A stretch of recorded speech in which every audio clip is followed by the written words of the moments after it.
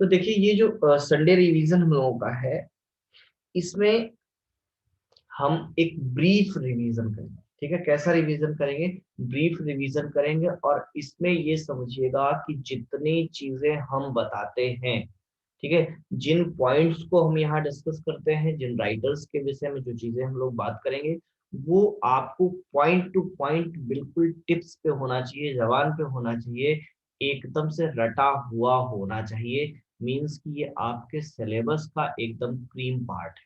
ठीक है, जो कि एकदम से आपके जुबान पर होना ही चाहिए नेट या जेआरएफ के लिए। ठीक है, अगर ये चीजें आपको याद नहीं है, आपको अगर बोल दिया जाए किस तरह से इसकी स्टोरी सुनाते चलिए, तो आप नहीं सुना सकते हैं, तो फिर ये एक मतलब दुखद स्थिति होगी। इतनी चीजें आपके टिप्स पर होनी चाहिए। तो पहला काम आपको करना है कि आप इस इतने पार्ट को एकदम से रट लेंगे। हम बार बार बात करते आए हैं, सपोज दैट ये पूरा सिलेबस मान लीजिए ये एक सर्किल है। ठीक है, जो कि आपका पूरा सिलेबस कवर करती है। ठीक है, और उसमें यहाँ पर कहीं कोई पॉइंट है जो कि इसका सेंटर है। बात समझे कि नहीं? तो ये सेंटर सबसे इंपॉर्टेंट होगा, और इस सेंटर के अराउंड में जो चीजें होंगी, पहले उसको हम लोग क्या करें, कवर करें। ठीक है, और जब इस सेंटर को हम लोगों ने कवर कर लिया, ठीक है, तो इसके और बगल की चीजें हम लोग कवर करेंगे। ठीक है, फिर और आगे होगा सिलेबस। इस तरह से अगर मान लीजिए सिलेबस आपका एक्सपेंड हो रहा है, सपोज दैट ये आपका सिलेबस जो है एक्सपेंड हो रहा है, इसको जो है हम लोग और डिटेल डिटेल डिटेल करते जाएं। ठीक ना? तो पहला काम क्या होना चाहिए कि ये इतना जितना मान लीजिए आपके पास है, या जिसको हमने कह दिया कि ये जो है आपका कोर पार्ट है, ये तो आपको याद होना ही चाहिए। तो उसके बाद क्या करिए, आप उसके आगे का पार्ट कवर करिए। ठीक ना? लोग इस बात में परेशान रहते हैं कि क्या उनको ऐसा मिल जाए कि वो पढ़ लें और उनका क्वालिफाई हो जाए, और उसके चक्कर में वो क्या करते हैं, जो उनके पास अवेलेबल है उसको छोड़ते रहते हैं। सपोज दैट आपने इतना भी कर लिया, तब आप क्या करिए, उसके आगे की चीजें पढ़िए। ठीक है, तब आप अगला, इस तरह से चीजों को आप एक्सपेंड करते जाइए, लगातार बढ़ाते जाइए। तो पहला जो ये कोर पार्ट है जिसकी बात मैं कर रहा हूं, वो आपका ये कोर पार्ट है। बात समझे कि जो हम इस रिवीजन में बात करेंगे वो आपके सिलेबस का जिस्ट है। अगर हम आपके सिलेबस, आपके एग्जाम को जो है दूध से कंपेयर करें, तो ये जो हम इस रिवीजन में कराने जा रहे हैं, ये उस दूध की मलाई है, उस दूध का मक्खन है। ठीक है, जो कि आपको एकदम से याद होना चाहिए। और हम लोगों ने बात की कि इसको हम लोग संडे संडे करेंगे। आज पहला संडे था और संयोग से मैं घर पे हूँ, इसलिए थोड़ा सा प्रॉब्लम हो और हम लोग शाम को कर रहे हैं। ठीक है, लेकिन हम लोगों की कोशिश होगी कि आगे से संडे हम लोग बेटर काम कर पाए। ठीक है, संडे को करेंगे, और संडे संडे में हम लोगों की कोशिश होगी कि पूरी वो जो इंपॉर्टेंट चीजें हैं उनको कवर अप कर लें। ठीक है, तो आज का जो हम लोगों का रिवीजन होना है उसको किस पर करेंगे, brief history of English literature. ठीक है, ऑन टाइमलाइन। ठीक है, मींस टाइमलाइन के थ्रू हम लोग क्या बात करेंगे, जो इंग्लिश लिटरेचर की हिस्ट्री है उस पर यहां पर हम लोग डिस्कशन करने वाले हैं। ठीक है, तो दो बातें। पहली बात क्या है कि हम लोग यहाँ पर क्या डिस्कस करने वाले हैं, ब्रिटिश पहले ब्रिटिश हिस्ट्री, फिर उसके बाद आगे की हिस्ट्री जो इंग्लिश लिटरेचर की है। और इसको किस बेस पर करेंगे, टाइमलाइन की बेस पर। दूसरी चीजें जितनी यहाँ पर हम लोग चीजें या पॉइंट्स की बात करेंगे वो सबके सब आपके लिए मोस्ट इंपॉर्टेंट हैं, वो उतना आपको टिप्स पर याद होना ही चाहिए। ठीक है, और ये आपकी क्लास के बाद मुझे लगता है कि मैं इसको सबके लिए अपलोड कर दूंगा, फ्री में सबके लिए अवेलेबल रहेगा। पहले आपके लिए भी रहेगा, उसके बाद इसको मैं एक पब्लिक मोड में अवेलेबल करा दूंगा, कोई भी इसको पढ़ ले। ठीक है, चलिए आगे बात करते हैं हम लोग, और शुरू करते हैं अपना ब्रिटिश हिस्ट्री। ठीक है, तो आप सबको पता है कि इसकी शुरुआत कहाँ होती है, the time in round about that is 450, और यहां से बिगिन होता है आपका एंग्लो सेक्शन। एंग्लो सेक्शन, ठीक है, एंग्लो सैक्सन पीरियड इसको कहा जाता है, और ये कब तक चलता है? 1066। तो ये जो टाइम पीरियड है इसको क्या कहा गया? Anglo Saxon. क्लियर? और इसके बाद आप जब आगे बढ़ेंगे तो ये जो दूसरा ईयर यहाँ पर 1337 हमने लिखा है, वो क्या है? वो ईयर है किसका? ईयर है बर्थ ऑफ चासर, और उसी के बाद शुरू होता है, सॉरी 1337 जो है वो ईयर है 100 इयर्स वार की बिगिनिंग का। लेकिन अगर हम थोड़ा सा यहीं पर बढ़ जाएं और आपको लिखें तो आपको मिल जाएगा ईयर 1340। ठीक है, ये जो है beginning of age of Chaucer. ठीक है, तो चासर के पहले का ये जो पूरा टाइम है, this time is known as old English. क्या बोलते हैं इसको? Old English.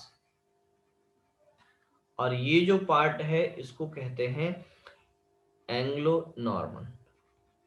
Anglo Norman. ठीक है, और ये जो डेट है ये आपके लिए इंपॉर्टेंट है। इस डेट को आप लिखेंगे war of Hastings. War of Hastings. Clear? इसी को क्या कहते हैं? Norman conquest.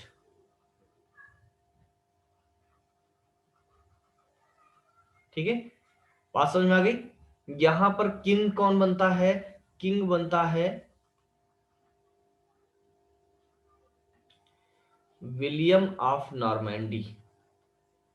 William of Normandy. मैं विलियम ऑफ नॉर्मैंडी इसलिए लिख रहा हूं क्योंकि कहां से ये आया था ये बात आपको याद हो जाए। और इसी को क्या कहा जाता है? William the first. William the first of England. ठीक है, क्लियर? अब यहां इस टाइम पीरियड में जो आपके अवेलेबल वर्क्स हैं उनकी भी जरा अगर हम लोग बात करें, चर्चा करें, तो उनमें से कुछ वर्क्स आपको, ये मैं पूरा आपको बात कर रहा हूं दोनों, जिसको ओल्ड इंग्लिश पीरियड कहते हैं, एंग्लो सैक्सन, एंग्लो नॉर्मन। ठीक है, तो उसमें आप अगर लिटरेचर की बात करेंगे तो आपको एक पढ़ना है बीवुल्फ।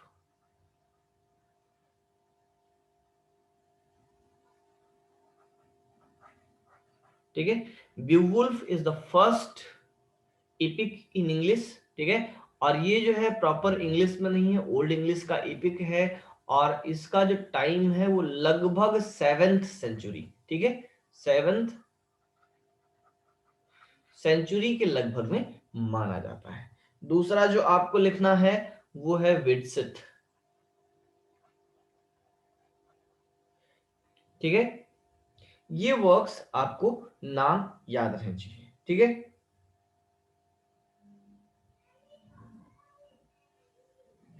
और एक वर्क आप याद रखेंगे, she farer. Sorry, C fairer.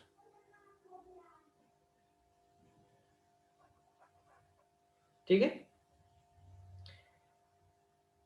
बाकी इसके अलावा जो भी आपको वर्क्स मिलेंगे वो सारे के सारे रिलीजियस वर्क्स मिलेंगे। ठीक है, और यहाँ पर एक पोएट है, उसका नाम क्या है? इंपॉर्टेंट राइटर है जिसका नाम है साइन वुल्फ। ठीक है, साइन वुल्फ ये क्या है? पोएट है। ठीक, कभी कभी इसको एक बात मानी जाती है that Cynewulf is the writer of Beowulf, but this is a controversial matter. And Beowulf का राइटर कौन है ये चीज एनोनिमस ही मानी जाती है। ठीक है, मोस्टली ये जो है इनका जो टाइम पीरियड है 1066 के पहले का है। और सेकंड हाफ की बात करें जिसको हम लोग कहते हैं एंग्लो नॉर्मन, उसमें अगर हम लोग बात करें तो थोड़ा सा यहाँ पर बिगनिंग है किसकी? 100 इयर्स वार की। ठीक है, और कई सारी उथल पुथल की चीजें हैं जिन पर हम लोग आगे चर्चा करेंगे। तो वर्क्स की बात करें तो उसमें एक आपको मिलेगा कक्कू। ठीक है, वर्क्स की बात करें तो मिलेगा क्या, ककू। ये पोएम है, क्या है, पोएम है। दूसरा एक आप याद रखेंगे, sir Gawain and the Green Knight, important work है।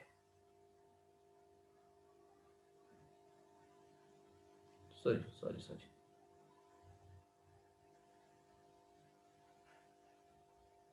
And the Green night,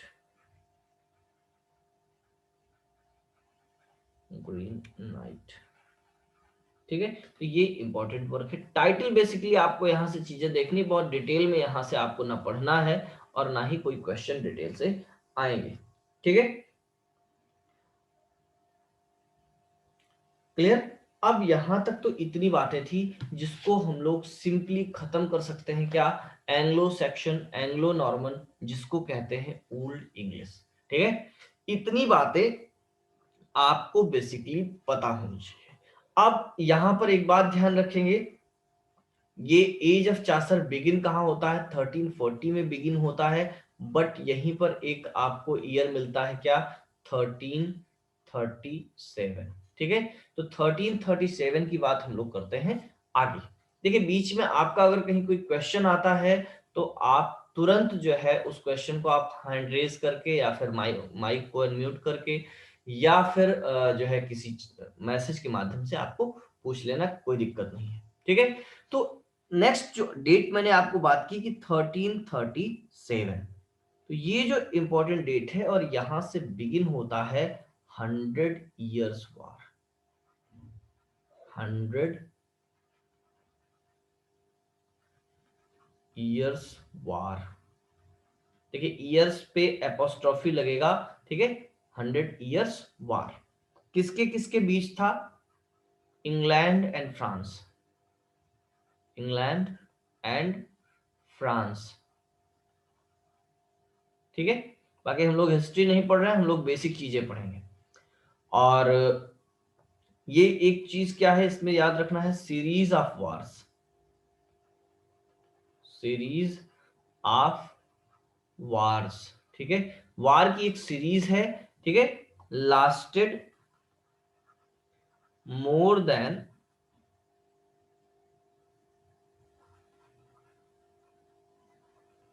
100 years,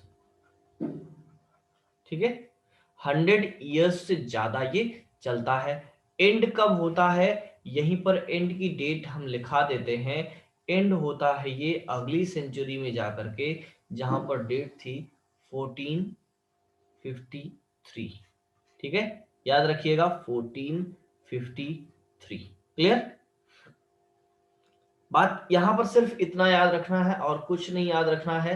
बाकी अगर याद रखे तो हमने आपको पढ़ाई है 3 और बैटल्स, जहां पर इंग्लैंड जीतता है, उन चीजों को भी याद रखें, लेकिन क्वेश्चन शायद ही बने। यहां पर बेसिकली याद रखना है कि इंग्लैंड इस टाइम में, मींस की चासर का एज बिगिन होने से पहले, मींस की before the birth of Chaucer, England में क्या था, इंग्लैंड एक सीरीज ऑफ वार में उलझा था, किसके साथ, फ्रांस के साथ, ठीक है। और ये कितने समय तक चला, 100 इयर्स से ज्यादा चलता है। खत्म कब होता है, 1453 में खत्म होता है, क्लियर। आगे बढ़ते हैं, तो दूसरा आपको एक ईयर मिल जाता है जिसको हम लोग कहते हैं 1340। 1340 और 43 दो हमने यहाँ साइड बाई साइड लिखे हैं। 1340 को हम मानते हैं क्या, एज ऑफ चासर की बिगनिंग, चासर की बिगनिंग, ठीक है, स्टार्ट्स, ठीक। एंड ये जो हमने यहीं पर बगल में लिख दी है 1343, this is the year of birth of Chaucer, ठीक है। चासर के बर्थ का ईयर है, लेकिन एक राउंड फिगर में हम लोग जो एज ऑफ चासर को मानते हैं वो 1340 से माना जाता है, क्लियर।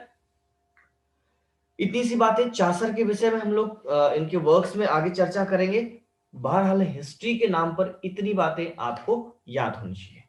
जरा सा आगे बढ़िए, फिर इसी टाइम में जो 100 इयर्स वार का टाइम है या एज ऑफ चासर है, उसी में एक बड़ी चीज आती है, बड़ा इवेंट होता है, बड़ी घटना घटती है, जिसको ईयर क्या है 1348, और इसको कहते हैं ब्लैक डेथ। ठीक है, black death means is an epidemic of plague. ठीक है, कहां फैली थी? In Europe. ठीक, यूरोप में फैली हुई थी। और दूसरी खास बात क्या है, यूरोप में कब से कब फैलती है? ये 1346 टू 49, सॉरी 1349, कब से कब तक? यूरोप में इसका जो टाइम है 1346 टू 1349, लेकिन इंग्लैंड में कब पहुंचती है? इन 1348। ठीक है, और इसको क्या कहा गया? इसको कहा गया ब्लैक डेथ। इसमें हुआ क्या था? About 2/3 of British population,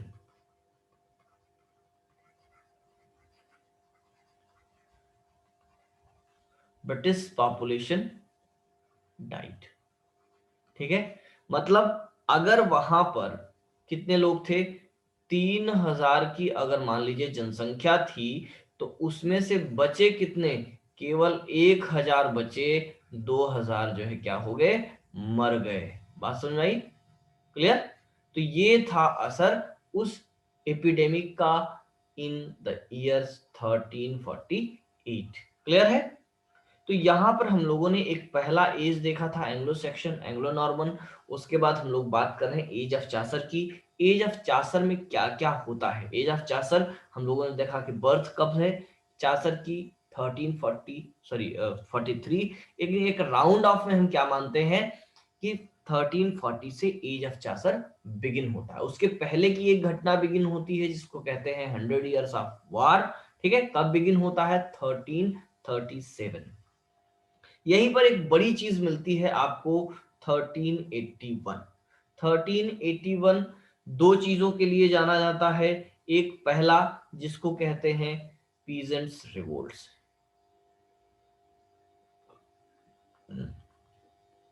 peasants revolt.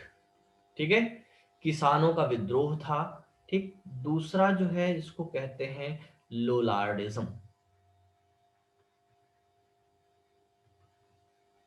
या फिर इसको कहते हैं लोलार्ड मूवमेंट।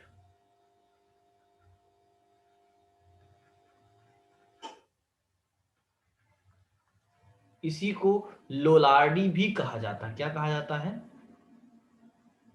बात समझ में आई? ये किसकी लीडरशिप में था? इन द लीडरशिप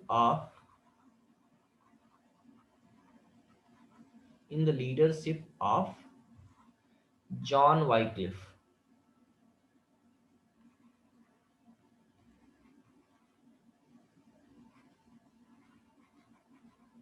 ठीक है, जॉन वाइक्लिफ की लीडरशिप में जो है ये एक मूवमेंट था। और लोलार्ड किसको कहा गया? ठीक है, क्वेश्चन बनता है, यहीं पर आप लिख लीजिए लोलार्ड्स। ठीक है, लोलार्ड किसको कहते हैं? द फॉलोअर्स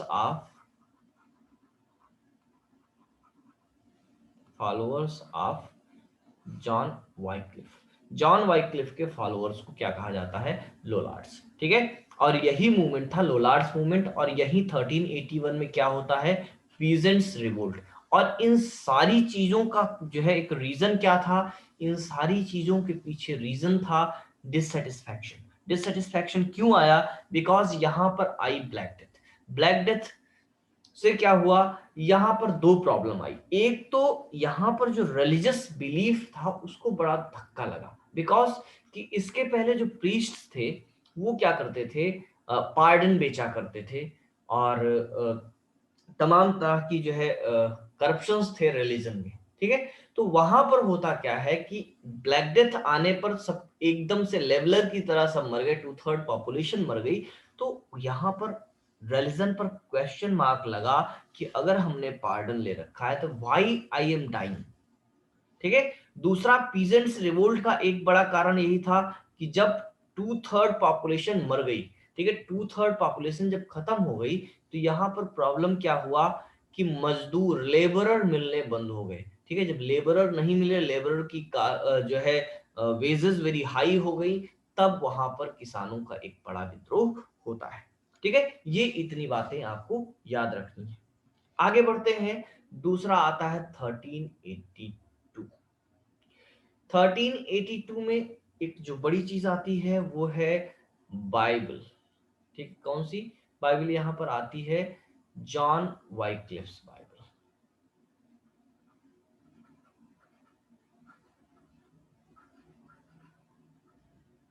जॉन वाइक्लिफ्स बाइबल,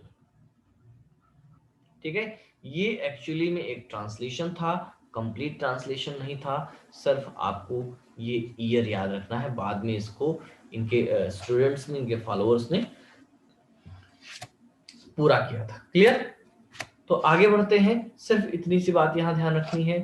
अब बात करते हैं चासर के वर्क्स में जो आपको बेसिकली पढ़ना है, जिस पर विशेष फोकस देना है, वो है कैंटरबरी टेल्स, ठीक है। कैंटरबरी टेल्स के विषय में हम लोग कुछ बेसिक फैक्ट्स लिखते हैं।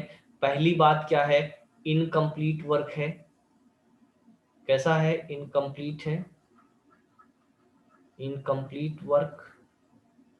दूसरी बात लिखते हैं, Chaucer road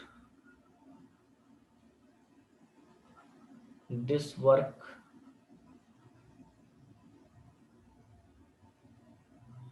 until his death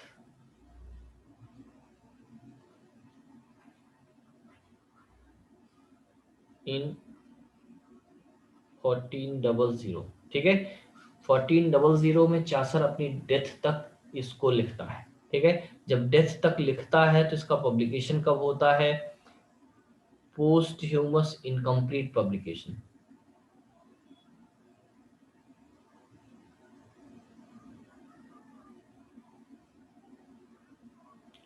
incomplete publication, ठीक है। इनकम्प्लीट पब्लिकेशन होता है कब? आफ्टर हिज डेथ, ठीक है। डेथ के बाद इसका एक इनकम्प्लीट पब्लिकेशन होता है। अब बात करते हैं इसका स्ट्रक्चर क्या है। तो इसमें जो स्ट्रक्चर है वो है प्रोलॉग प्लस टेल्स, ठीक है। प्रोलॉग में इंट्रोडक्शन है ऑफ पिलग्रिम्स, ठीक, और टेल्स में 24 टेल्स हैं, ठीक है, जिसमें से दो टेल जो है इनकम्प्लीट है। क्लियर? तो ये इतनी बात आपको ध्यान रखनी है। अब यहां पर एक इन है, ठीक है, जिसका नाम है टबार्ड इन,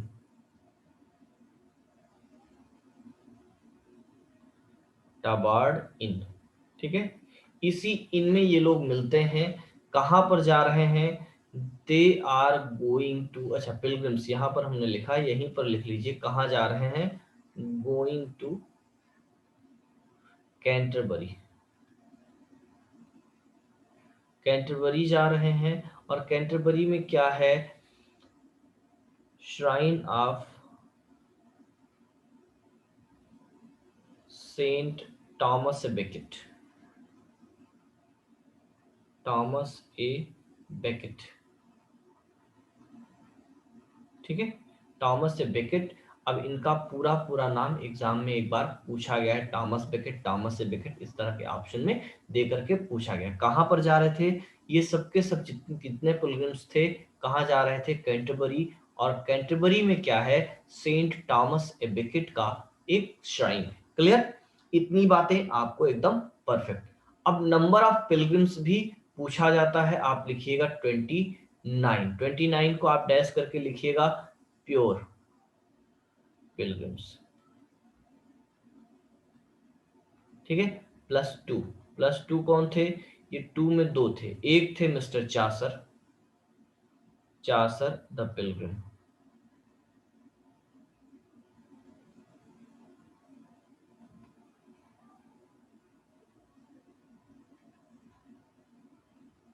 ठीक है, चासर द पिलग्रिम। दूसरा कौन था? Harry Bailey, Harry Bailey the owner of the inn. ठीक है, बात समझ में आ गई। फर्स्ट टेल किसकी है? फर्स्ट टेल किसने कही? नाइट ने। ठीक है, यही कौन था? ये विजेता था, विनर था। ठीक है, विनर था तो रिवार्ड क्या मिलना था? रिवार्ड था फ्री मील।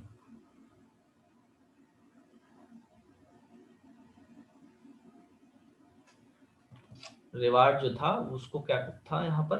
Free meal. ठीक है, जज कौन था यहीं पर आप कहीं मेंशन कर लें, या फिर यहीं यहीं हेरी बेली को आप मार्क करके लिखिए जज। ठीक है, तो ये इतनी बेसिक बेसिक बातें, वैसे तो बातें यहाँ पर बहुत सारी हैं, ठीक है, लेकिन इतनी अभी हमने एक बेसिक चर्चा कर दी। तो बाकी चीजें फिर से हम लोग आगे जैसे जैसे इनका नाम आता जाएगा वहां पर हम लोग चर्चा करते जाएंगे। किसी का कोई क्वेश्चन है? Thomas Beckett murder in the cathedral वाले हैं क्या? हाँ नीरज, सही कह रहे हो। अब यहीं पर आप चाहें तो एक लाइन और मेंशन कर सकते हैं।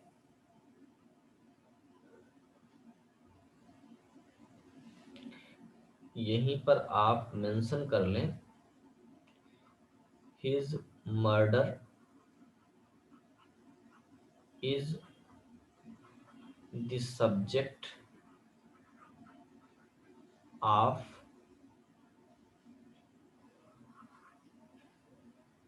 Eliot's work. ठीक है, मर्डर इन द कैथेड्रल, यहाँ जगह नहीं है, आप लोग नाम मेंशन कर लीजिए। ठीक है, बात समझ में आ गई। ये वही थॉमस बेकेट हैं जो कहाँ आते हैं?